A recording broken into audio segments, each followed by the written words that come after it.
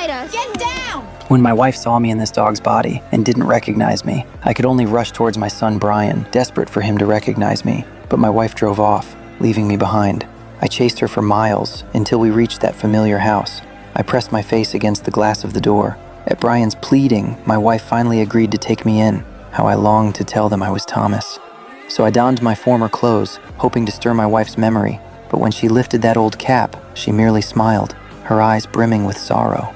I stood silently beside her. No matter how close I drew, she would never recognize me. Then a man appeared who made my blood run cold. My memory told me he was connected to my death. I bared my fangs and lunged, only to be flung out the door. That day, the rain poured down in torrents. Brian picked me up and brought me back quietly.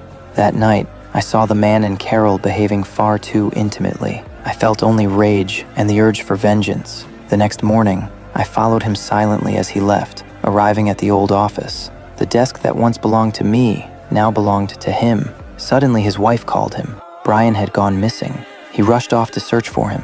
Inside the car, I leapt out suddenly. My sharp teeth sank deep into his arm. The vehicle spun out of control, crashing into a roadside pillar. I was flung from the car. The heavy impact awakened all my memories. Jeff had been my partner. We parted ways because of work. I chased after him to explain, but a lorry came hurtling towards us. I couldn't dodge in time, was knocked flying into a tree trunk.